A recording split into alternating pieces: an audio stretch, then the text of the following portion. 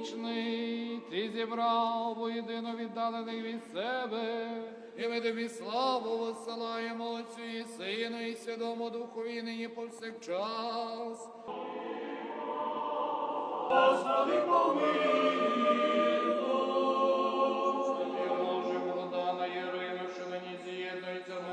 difficult times, but we are optimistic, we are fighting strong, and we will win. We will help with everything we can to fight this invasion, and Ukraine will win, and we didn't cancel our wedding because we hope for a better future, to rebuild our country and to live in happy country with everyone.